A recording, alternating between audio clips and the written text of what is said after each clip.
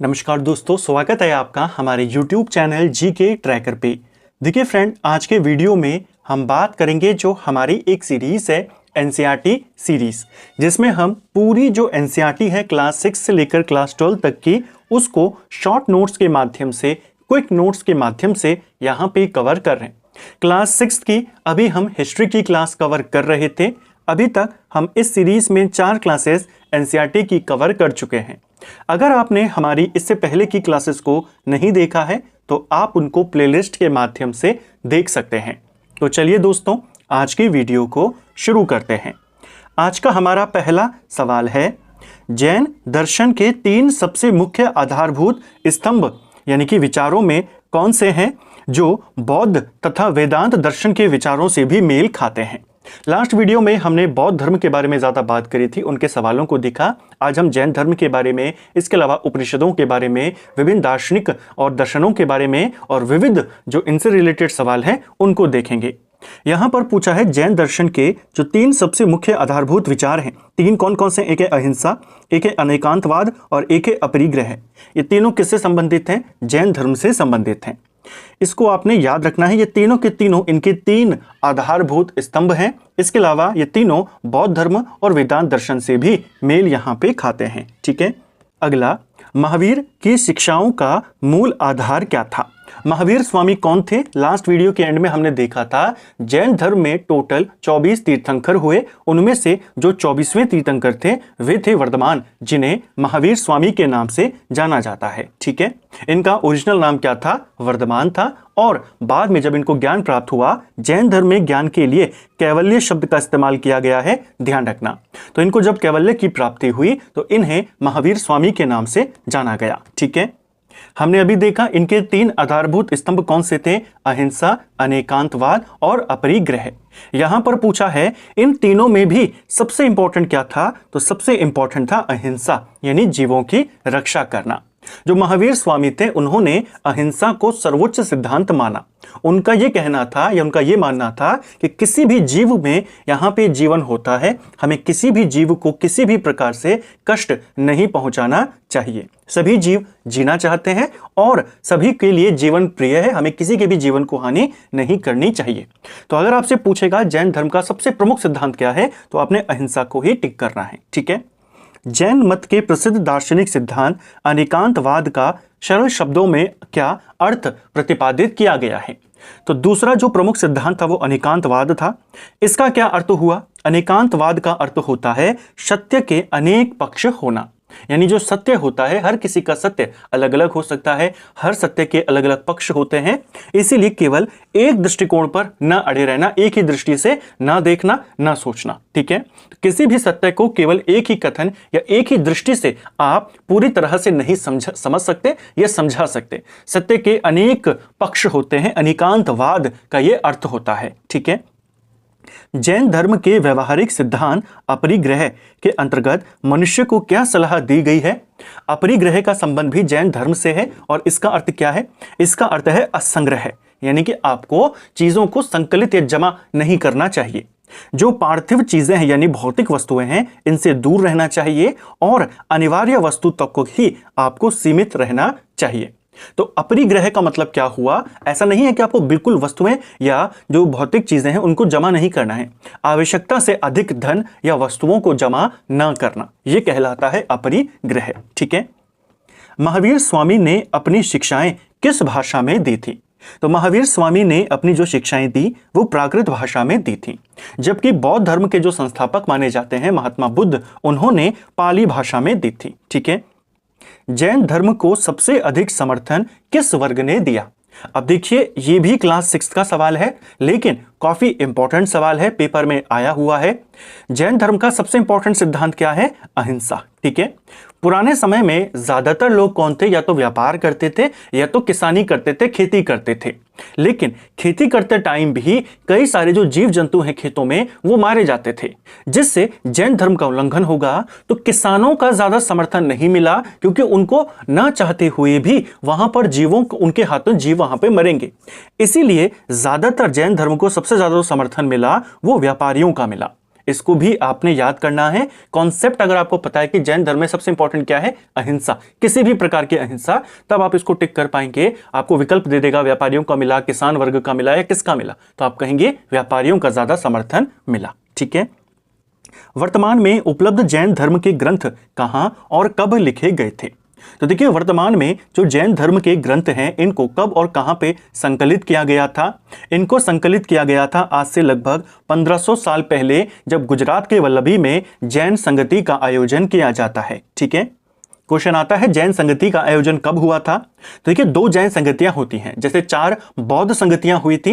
पहली बौद्ध संगति 483 ईसा पूर्व में किसकी अध्यक्षता में? महाकश्यप की अध्यक्षता में। राजा उस समय मगध के अजात शत्रु थे। दूसरी बौद्ध संगता 383 ईसा पूर्व में होती है, सवाकामी की अध्यक्षता में, जिसमें राजा शिशुनाग वंश के काल अशोक थे। तीसरी बौद्ध संगति जो होती है लगभग 250 से 247 ईसा पूर्व के आसपास होती है। मोगली पुत्र तिस उसकी अध्यक्षता करते हैं। अशोक का उस समय काल था। चौथी बौद्ध संगति पहली शताब्दी में होती है कुंडलवन कश्मीर के अंदर, जिसकी अध्यक्षता वसुमित्र करते हैं और कनिष्क उस समय राजा था। ऐसे ही जैन धर्म में 2 जैन संगतियां हुई। पहली जैन संगति 300 ईसा पूर्व में होती है पाटलिपुत्र के अंदर, जिसकी अध्यक्षता स्थूलभद्र ने करी थी। इस बौद्ध संगति में जैन धर्म ग्रंथ जो 12 अंग हैं, उनको संकलन यहां पे कर दिया जाता है। इसके बाद दूसरी बौद्ध संगति लगभग 512 ईस्वी में होती है, यानी आज से लगभग 1500 साल पहले। ये जो हुई थी जैन संगति, ये गुजरात के वल्लभी में हुई थी। इसकी अध्यक्षता देवर्धिगण श्रमण के द्वारा किया गया और इसमें जैन ग्रंथों को अंतिम रूप से संकलित यहां पे कर दिया गया। यानी आज जो उपलब्ध हैं उनको संकलित किया गया 512 ईसा पूर्व में। इसीलिए इसका आंसर क्या है? लगभग 1500 साल पहले गुजरात के वल्लभी में 2 जैन संगतियां होती हैं, एक पाटलिपुत्र के अंदर, एक वल्लभी के अंदर। पाटलिपुत्र में जो जैन धर्म ग्रंथ थे, 12 अंग जो थे इंपॉर्टेंट, उनको संकलित किया गया और अंतिम रूप से जैन ग्रंथों का संकलन और उनको लिपिबद्ध करने का काम दूसरी जैन संगति में होता है। भारतीय दर्शन की 6 प्रमुख शाखाएं कौन सी हैं? तो देखिए, भारतीय दर्शन की 6 प्रमुख शाखाओं की अगर हम बात करते हैं, इसमें न्याय दर्शन, वैशेषिक दर्शन, सांख्य दर्शन, योग दर्शन, पूर्व मीमांसा और उत्तर मीमांसा शामिल हैं। इन 6 दर्शनों को षड दर्शन के नाम से भी जाना जाता है। सवाल बन जाएगा, आपको 4 के नाम देगा और कहेगा इनमें से कौन षड दर्शन का भाग नहीं है। तो आपको विकल्पों में दे देगा चारवाक। चारवाक दर्शन अलग है, वो इसके अंतर्गत नहीं आता। षड दर्शन में ये 6 आते हैं, इनको याद रखना है। ठीक है। पूर्व मीमांसा दर्शन के प्रवर्तक कौन माने जाते हैं? तो देखिए, हमने देखा कि भारतीय दर्शन के जो 6 आस्तिक कैटेगरी वाले हैं, हमने पढ़ा था दर्शनों के बारे में। इसी चैनल पर हमारा डिटेल वीडियो उपलब्ध है। यहाँ पे कौन कौन से दर्शन होते हैं, आस्तिक कौन से हैं, नास्तिक कौन से, सब हमने देखा था। तो आस्तिक दर्शन के अंदर 6 प्रमुख दर्शन आते हैं, जो कि हमने ऊपर नाम देखे, वैशेषिक, न्याय, सांख्य, योग, पूर्व मीमांसा और हमारा उत्तर मीमांसा। इनके संस्थापक पूछे जाते हैं, इनके प्रवर्तक पूछे जाते हैं। पूर्व मीमांसा दर्शन के जो प्रवर्तक माने जाते हैं, इसके प्रवर्तक जैमिनी को माना जाता है। ठीक है।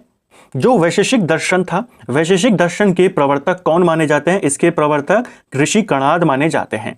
न्याय दर्शन की बात करें, इसके प्रवर्तक महर्षि गौतम माने जाते हैं। सांख्य दर्शन कपिल मुनि इसके प्रवर्तक माने जाते हैं। योग दर्शन के प्रवर्तक पतंजलि को माना जाता है। पूर्व मीमांसा जैमिनी और उत्तर मीमांसा के जो प्रवर्तक माने जाते हैं, वे व्यास को माना जाता है या वेद व्यास को माना जाता है। ठीक है। तो इनको आपने याद करना है, इनके संस्थापक पूछे जाते हैं। आपसे पूर्व मीमांसा का पूछा था, जैमिनी हो जाएगा। न्याय दर्शन के प्रवर्तक कौन थे? तो न्याय दर्शन के प्रवर्तक गौतम को माना जाता है। जो महर्षि गौतम थे, ये न्याय दर्शन के प्रवर्तक माने जाते हैं। एक और चीज याद करना, इन 6 दर्शनों में सबसे प्राचीन दर्शन कौन सा है? तो सांख्य दर्शन है। ठीक है। अगला, योग दर्शन के प्रवर्तक कौन थे? योग दर्शन के प्रवर्तक थे पतंजलि। इनका नाम भी कई बार आया है। योग दर्शन के प्रवर्तक पतंजलि थे। उपनिषद किस काल के ग्रंथ हैं?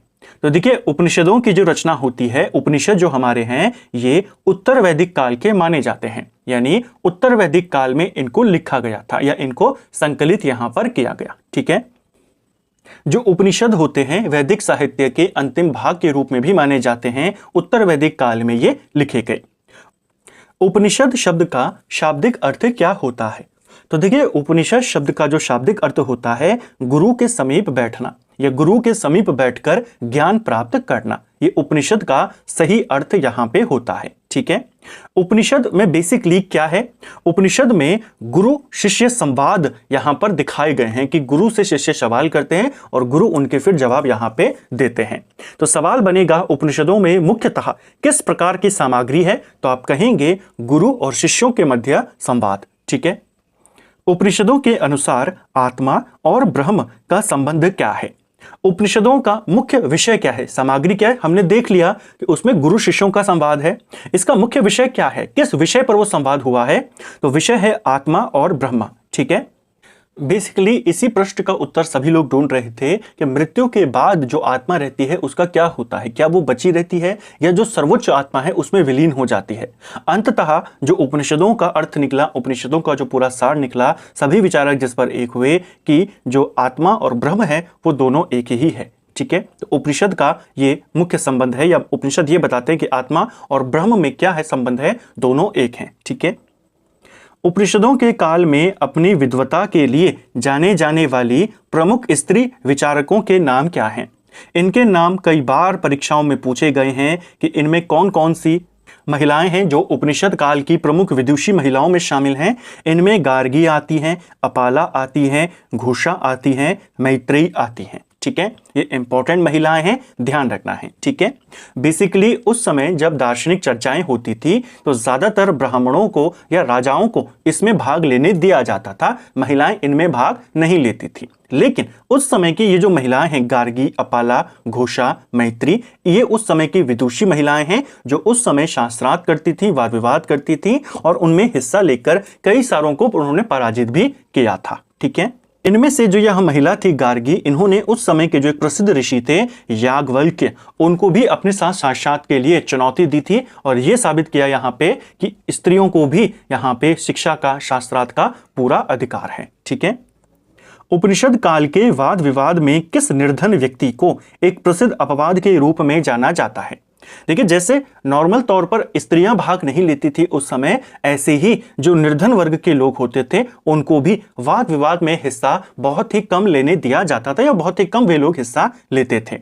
इसमें एक अपवाद है, उस समय के एक निर्धन व्यक्ति थे जिनका नाम था सत्यकाम जाबाल। ठीक है, सत्यकाम जाबाल जो थे ये सत्य को जानना चाहते थे। निर्धन होने के बावजूद इन्होंने उस समय के जो वाद विवाद होते थे, शास्त्रार्थ होते थे, उनमें कई ज्यादा हिस्सा लिया था। उस समय एक प्रसिद्ध ऋषि हुए जिनका नाम था गौतम, उन्होंने इनको अपना शिष्य बनाया। जो आचार्य गौतम थे, इनके संरक्षण में इन्होंने शिक्षा प्राप्त करी और उस समय के, अपने समय के सबसे प्रसिद्ध विचारकों में से फिर एक बने थे। ठीक है, तो ध्यान रखेंगे, पूछा जाता है कि उपनिषद काल के वाद विवादों में निर्धन वर्ग का प्रसिद्ध अपवाद कौन था? सत्यकाम जाबाल। ठीक है, प्रसिद्ध ऋषि उद्दलक, आरुणि और उनके पुत्र श्वेत केतु के मध्य का दार्शनिक संवाद किस उपनिषद में वर्णित है?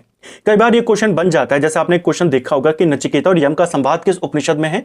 ऐसे ही कुछ और इंपॉर्टेंट संवाद हैं जो एनसीईआरटी की क्लास 6 में दिए गए हैं, हो सकता है अगली बार उनके बारे में पूछ ले। तो उस समय के एक प्रसिद्ध ऋषि उद्दलक, आरुणि और उनके पुत्र श्वेत केतु के मध्य एक दार्शनिक संवाद हुआ जो हमें छांदोग्य उपनिषद में देखने को मिलता है। इसको भी याद रखना है। ठीक है, अगला, नचिकेता और मृत्यु के देवता यम के बीच का संवाद किस उपनिषद में मिलता है? तो पूछा जाता है नचिकेता और यम के बीच का संवाद किसमें है? यह संवाद कठोर उपनिषद में मिलता है। ठीक है, कई बार ये सवाल आता है नचिकेता और यम का संवाद किसमें है? तो वो है आपका कठोर उपनिषद में। बेसिकली संवाद में नचिकेता मृत्यु के देवता यम से ये पूछते हैं कि मृत्यु के बाद आखिर शरीर का होता क्या है। यम तब उन्हें समझाते हैं आत्मा के बारे में, आत्मा के रहस्य के बारे में कि आत्मा शाश्वत है, अमर है। ये सारी बातें फिर वो बताते हैं। यही संवाद है यम और नचिकेता का। विदुषी गार्गी और महर्षि याज्ञवल्क्य के बीच का प्रसिद्ध दार्शनिक शास्त्रार्थ किस उपनिषद में मिलता है? तो अभी हमने ऊपर बात करी थी इस बारे में कि ये जो शास्त्रार्थ है विदुषी गार्गी और याज्ञवल्क्य का, ये हमें बृहदारण्यक उपनिषद में मिलता है। ठीक है, इनके इस वाद विवाद को, इनके इस शास्त्रार्थ को इन दोनों के उस समय के सबसे बड़े और सबसे महत्वपूर्ण संवादों में से एक माना जाता है जो बृहदारण्यक उपनिषद में आपको मिल जाएगा। बेसिकली उस समय एक राजा थे, राजा जनक। राजा जनक ने अपने दरबार के अंदर ये घोषित करवाया, अपने पूरे राज्य में घोषित करवाया कि पूरे देश के जितने भी प्रसिद्ध प्रसिद्ध दार्शनिक हैं वो यहां पर आए, शास्त्रार्थ करें, जो जीतेगा उनको पुरस्कार यहां पे दिया जाएगा। जो ऋषि याज्ञवल्क्य थे, इन्होंने सभी विद्वानों को पराजित कर दिया था। अंततः विदुषी गार्गी ने इनको पराजित किया। ठीक है, अगला, संस्कृत भाषा के महान व्याकरणविद कौन थे और उन्होंने किसकी रचना करी थी? संस्कृत भाषा के महान व्याकरण विद्वान माने जाते हैं महर्षि पाणिनि, और इन्होंने संस्कृत भाषा के व्याकरणों के नियमों की रचना करी, जिसका नाम है अष्टाध्यायी। इसको भी याद करेंगे।